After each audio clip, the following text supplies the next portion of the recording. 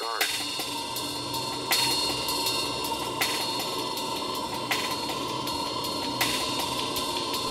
All right, welcome to Torture Garden. I am Scott. I'm Jimmy.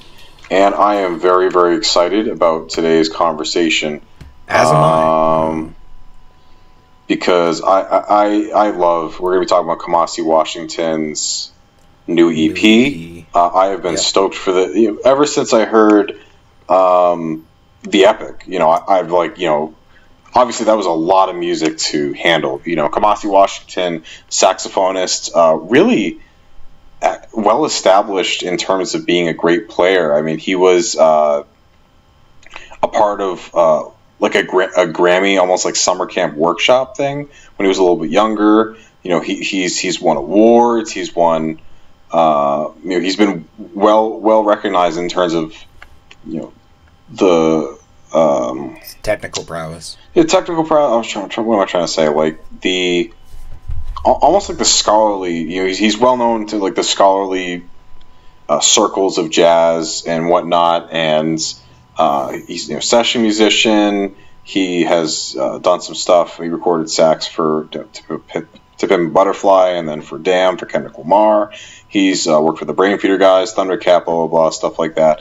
So he had his name out there, but he really broke onto the scene with 2015's The Epic, a 3-disc, 3-hour, just everything you can imagine a jazz album being.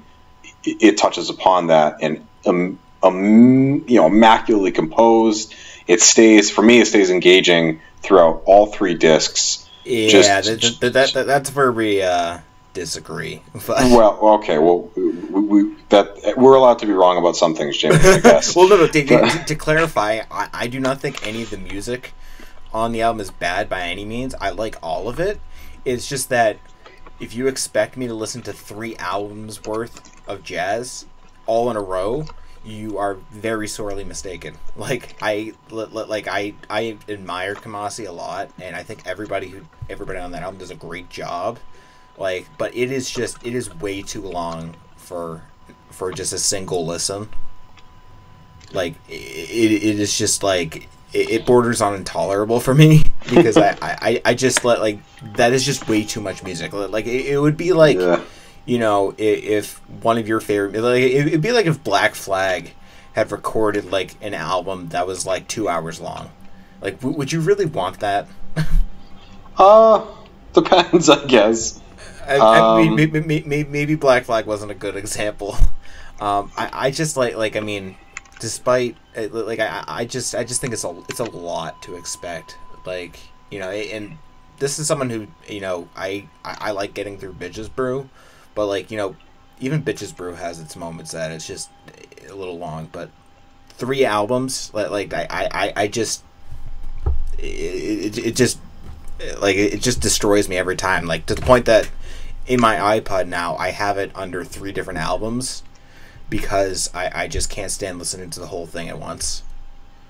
But aside from that huge little interruption. No, I mean, I mean, it's objectively a lot of music. I mean, there's no way. Sometimes you can say that album's long. Really, it's not that long. Or I don't think it's that. It's fucking 3 hours. That's a long ass album. It's sort of like the new Autechre album or project. That's that to me. That's a too long project. That's fucking ridiculous. But see, that's how I view the Epic. It's very long. And, I mean, even though every track on it is just immaculate, it's just, after a while, you sort of turn off after a while. I can spend my entire day listening to music. I'm not against that. Mm-hmm. But I need some variety, and, I need a break, in a sense. And that I think that is the biggest flaw with the Epic. Which I don't think a lot of people sort of point that out because they're so in awe of it. I guess I on more than one occasion I have listened to the whole thing from front to back, and I mean it is obviously for example, my girlfriend and I used to live apart. I live in New Hampshire, lived in New Hampshire. She lived in Connecticut, so that's pretty much the duration of that trip, and I've listened to the whole thing during that commute, and it stayed engaging for me the entire time. I understand where you're coming from. Just for me, I don't see that as an issue. But as Jimmy said, something we definitely agree on is that the music is fantastic. Oh yeah, there are some songs on this album that bring me to tears. His sax playing, the power, his arrangements. It's at its core, it's a spiritual jazz album, but really, obviously not free jazz or avant-garde jazz, but there are touches of it. There are touches of it, but at its the bulk of it, it really does touch on every kind of core jazz sound or classic. You got bop and different things like that, and I can't say it. This is definitely one of my favorite albums of the decade thus far. I can't see it falling from my top 5 when I make my end of decade list or whatever. It's such a phenomenal album. Really. But wasn't it like your favorite album in 2015? I was my second favorite album in 2015. My first one was I Love You, Honey Bear. Yeah, it was Father John Misty, but it was a close. And I struggled with that just because I Love You, Honey Bear is my favorite of that year and one of my favorite albums of the decade thus far. I personally think that The Epic was the best album of 2015. But at the end of the day, since it's by my top list, I went with I Love You, Honey Bear. But anyway, on that note, so I think after this album, and I actually wrote a piece on this for Heavy Blog. Which I read. Yeah. And for me, going further from The Epic or going forward, how do you follow up a 3-hour 3-disc album? And to me, 6 hour 6-disc album. I thought you literally want an answer. There you go. But so I was thinking, like, how do you do this? And I think Kamasi was incredibly smart. As I wrote in my piece, he was incredibly intelligent to go with an EP that could kind of act as a bridge between his next project, because I think, to go kind of, we were talking about Kendrick before, the fact anything he followed up To Pimp a Butterfly with would be judged really harshly. It doesn't help. I personally think Damn is disappointing, but I think it also is being compared to Pimp a Butterfly. And I think he tried to bridge the gap with Untitled and Mastered, but it didn't really work because obviously those were leftovers and B-sides and reworkings of stuff he performed live. So I feel like that wasn't as successful of a bridge between a really acclaimed, kind of landmark album for someone's career to go from there. But I think releasing this EP was a really genius idea to kind of give a buffer. People, you kind of remind fans you're here, you're doing cool things, you're making great music, and then now he can focus on creating, the true follow-up that he wants.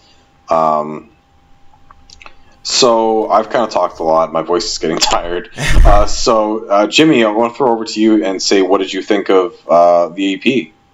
I loved it, honestly. Like I knew I was gonna like it, but I didn't know how much. And I put it on when I was walking to I think I was gonna get groceries or something like that, and it just blew me away on just how well he does what he does. And I think it's cool too that it sounds different from the Epic, but it doesn't stray completely from his style. Yep. And that style being that, like, he's sort of able to pick and choose from basically jazz history and just sort of make something unique out of it. And I think the short length really, really plays for me in the best way, because like I think, there's so much within this that there is to parse around. Like, there were things that I noticed on the first listen that I wasn't really sure whether I was hearing them or not. And then on the second time around, I was like, oh yeah. But like, for instance, there's a track that actually has a cuica on it, or cuisa, however you say that. It's a barking drum. That's sort of what they call it. Or it's like a howler monkey drum sort of thing.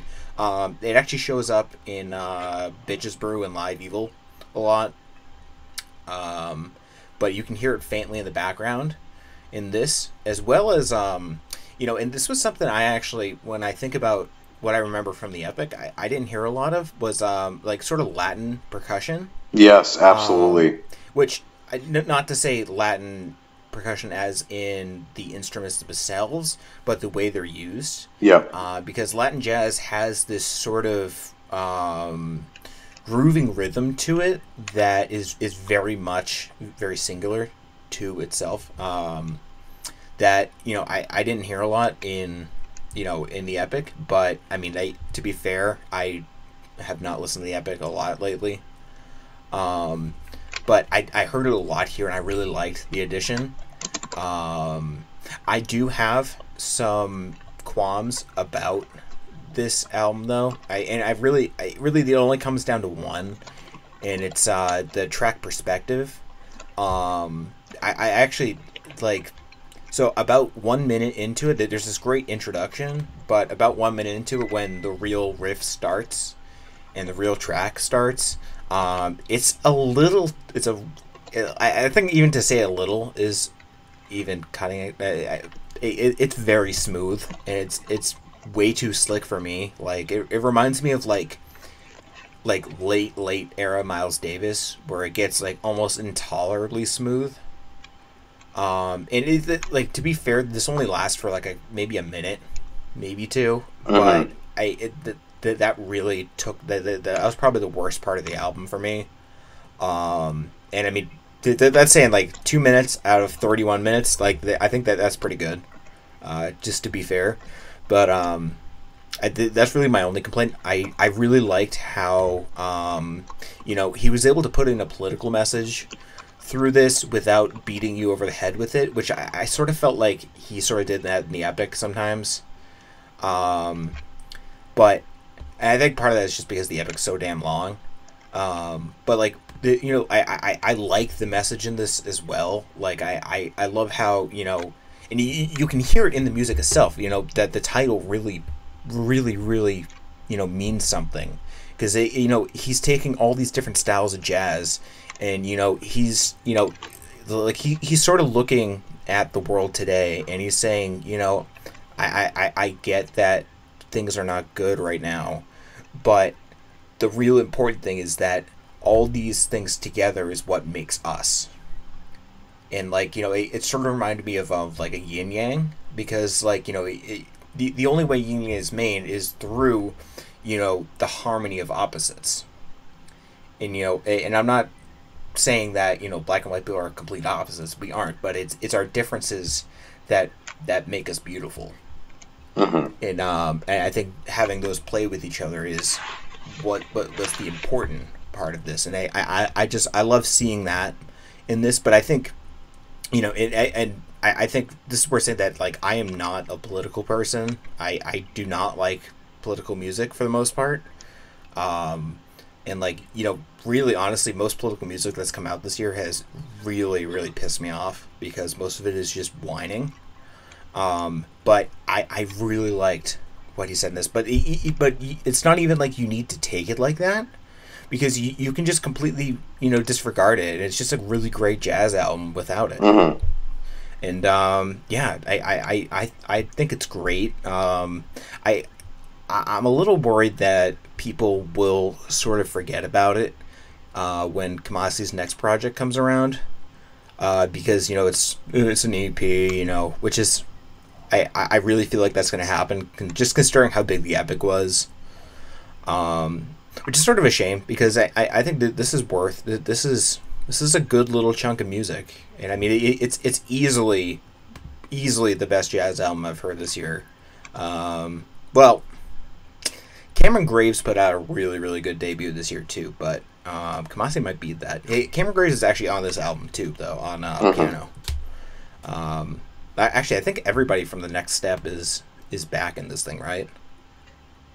I believe so. Because Yes. I was looking at the all music lineup, and I saw like Stephen Bruner's there, and like Miles Mosley is there, and Cameron Graves is there. Like I'm pretty sure that they're all still there, which is really cool. It speaks a lot to Kamasi just to keep that group going when considering how successful this thing was, he could work with any musician he wanted to. Yeah. arguably. I mean, in a way, he sort of has. I mean, he showed up on like the new Run the Jewels album. I mean, which was a great sample, exactly, which is a really great cool appearance. thing. I thought that was a really cool idea because you usually don't see instrumental guests on like a hip hop album, but even beyond that, I thought his contributions to that track were really cool because it wasn't just like a solo; it was more like he was adding to the atmosphere of the song. Yeah, exactly. Yeah. Also from this year, he was on this artist called IBI. He was on a new song for their album, which is I had no background with that artist, but it was really, really cool. But yeah, I mean, I want to echo pretty much everything. I don't have much more to add to what Jimmy said. I will say that this is a great EP and that it really does build on and take a lot of the themes of the epic, but try some stuff that's new. I mean, the I'm trying to pull up the track list now.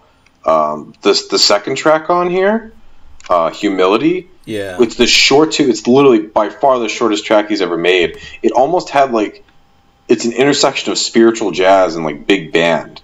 Like it had that really cool vibe, and it was so upbeat and just bright and boisterous. I fucking loved it. And then the final, and then the rest of the tracks are fantastic, but that was a huge highlight for me.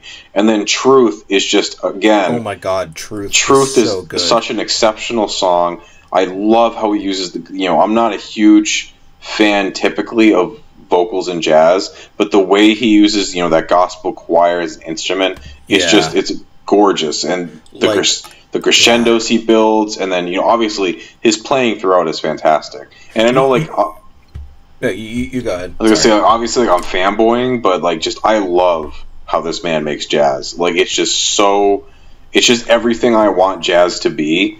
Everything I love about jazz, from the way his playing and his orchestration, and it's just phenomenal because I think it's interesting because nowadays typically I can think of a few exceptions. I think Vijay Iyer is pretty straightforward, but a lot of the jazz musicians that get noted do something kind of different, or they're Bad Not Good is great, but they kind of do. They have some ties to different styles. They obviously not a lot to hip hop. Yeah, but more of a new jazz type of exactly. So they kind of go in different directions.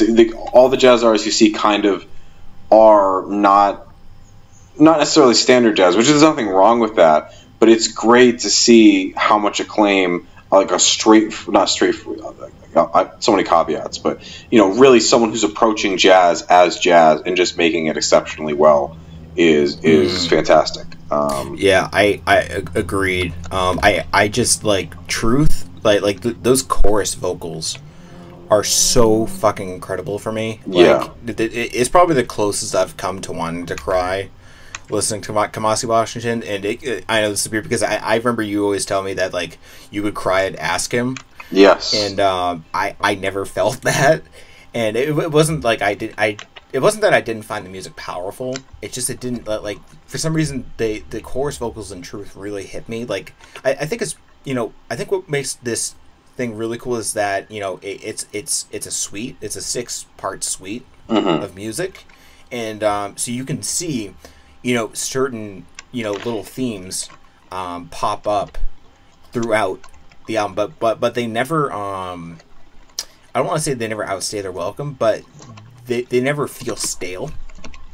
And I think that's probably my favorite part of it is just that considering the amount of riffs and stuff that are used over and over again, you would think that someone would just get sick of it, but he manages to sort of turn things it's almost like he comes out with something at the beginning, it's like this explosion, and then he's sort of fine-tuning things all the way into the end. And I think it's sort of a shame that this probably won't get as much attention as his next project will, just because it's a little bit shorter. Because I think there's something to be said for EPs, and I think there's something to be said for a suite of music like this. It's not something that really comes up a lot. I mean, I think it's prevalent in some forms of music nowadays, but they're mostly like contemporary classical music that Mm-hmm. Doesn't get like a lot of mainstream appeal, but this is something that like managed to crack into the mainstream Mm-hmm. and has this really signature sound to it. And I really I just hope people give this one, I hope it has more of a lasting impression. I mean, I don't think it'll be to the level that people consider the epic, but I really hope people give this the attention it deserves. So that's all I have to say. Yeah, I mean, really, you're just kind of hitting all the points I want to say. I mean, I really, I do want to circle back to what I said in the beginning, is that I do see the value in having an EP to kind of buffer between such a grandiose and a big statement like the epic, and then whatever comes next. But really, I'm stoked to see what he does next. I mean, this is such a phenomenal piece of music, and I hope that. There was a 2-year break, which I think is fair. We live in a time where artists kind of release multiple projects a year, or they release a project every year, depending on the genre, obviously. So I think 2 years is fair for a jazz artist, especially someone who does music on the scope that Kamasi does. So I'm guessing, because this is an EP, maybe late next year, 2019. But I'm hoping we don't have to wait too much longer, just because again, there is a place for EPs. I think this is a phenomenal piece of music, but I am itching for another full length. I'm itching for something to see what he does next. I feel like it scratches that itch pretty well for me, because I mean this thing really, I mean, a lot of full length albums today go into like the half an hour range sometimes. Mm-hmm. Like the definition of an album, like in terms of runtime, has really been stretched like during the modern era. Yeah. But I don't know, like I really do like this album a lot. But I think Kamasi, I think it was a good thing to take those 2 years off. Or I mean, it's not even like he took them off. I mean, he was touring. He was guesting on like everybody's album. But I think I think however long it takes him, I really wouldn't want to rush him, because to write something like this is not easy, especially I mean, you're creating, like I said, it's a suite. You didn't see any of those in the epic. And even the epic, like it wasn't even like that all those were original tracks either. There were a lot of covers as well, all done very well, but covers nonetheless. Mm-hmm. But so like I think he has the ability to do something really great, and I think he already has done something really great. But I think he has the consistent ability to just put out a great project. Yeah. And so I just I'm not itching for something new really fast personally, just because like I think I think having those 2 years between albums really helped, because I think it gave him time to really like flesh this piece out a lot. So I hate to see him rush on something, which I don't think he would, because I mean, considering that he's been a musician for a long time now, and has only recently decided to come out with a debut, or at least a mainstream debut, it definitely says something. Like it sort of reminds me of sadly the late Charles Bradley, which did you hear about that he passed away? I did, yeah. It was very, which was very sad. Actually, really sad. We were going to Pitchfork had. We went to a beer and music festival, my girlfriend and I, in Brooklyn, and he was supposed to headline and had to pull out because his cancer resurfaced. Then he ended up passing away a week later, which is very, very, very unfortunate. Yeah, late blooming talent, So well, exactly. Like I mean, we're talking about a guy who didn't get signed until just I don't know, like a decade ago. Yeah. So, you know, I think it's good for. I think that there's always this rush for artists to try to put up everything as new as possible, which is like admirable in one way. But, you know, I just, at the end of the day, I want them to be happy with what they made. And I want them to make, you know, something that turns out to be really good. Mm-hmm. So, you know, just I'm ready to take it as it comes. Yeah, so. I mean, just to your point, this definitely was a Kamasi length EP. This is not like a normal artist EP. Yeah.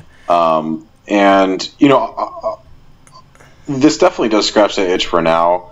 But I really do still want to see what he does with a full length, because this is a good buffer for me to have in between the two albums. It's not, you know, immediately following up such a, you know, an epic album as The Epic. But I really do kind of want to see where he goes from The Epic. You know, obviously that was one hell of a debut album. That was like an amazing thing for an artist to debut with. So I am interested to see, like, how do you follow that up? And this is a good start to follow up in a way that, you know, fans won't kind of expect too much, or they'll have like kind of a relatively fair context. But yeah, I mean, I really. I have not been remotely disappointed by Kamasi so far, you know, and obviously he has a small body of work for himself, but both in his performances for other people. I mean, he's always a highlight on whatever he does, and I'm, you know, really looking forward to what he does next. And you know, I'm really glad that we're talking about this. You know, like, there aren't a lot of people I know who listen to jazz, you know, in my daily life, and just, you know, when I was listening to this EP, I just got so fucking excited, especially Truth, like the last track, I just got amped. You know, I got as amped listening to that track as I do listening to, you know, like some death metal, like just so, like, you know, moved and adrenaline pumping and whatnot. I mean, but like at the end of Truth, I'm just happy, like, you know, there's no other feeling except for just euphoria. Yeah, exactly. To come out of that last track. So, those are my final words. Do you have anything else to say? No, just I mean, if you haven't heard this album, then, you know, get on it. If you haven't listened to The Epic, then, I mean, where the fuck, get on it now? Like, I mean, I think if the runtime daunts you with The Epic, definitely give this EP a chance first, you know, because obviously it's worth chunking The Epic up into pieces too. I think I find it much more enjoyable when it's you know, when it's played disc by disc instead of all once. So yeah, and you know, obviously it's not an album you have to listen to in its entirety in one sitting by any means. I just enjoy doing that because I love the album. But yeah, I mean, definitely you can chunk it up, listen to, you know, just one CD or two, whatever, at a time. But if even that's too daunting, you know, give this EP a shot as your debut. I mean, it really does give a great representation of his sound. It does some new interesting things, and it really presents to you, you know, how good his playing is, how good his arranging, composing is. But really, I think if you love jazz, there's no reason you should pass up, you know, Kamasi's music. I mean, this should be top priority if you haven't listened to. And if you think you might like jazz, this is a great place to start because it's not too imposing. It's not asking you to stretch all your thinking muscles and try to be pretentious. It's just sort of, you know, just take it as you will, man. Like it's very accepting in its sound. Like it's very inviting.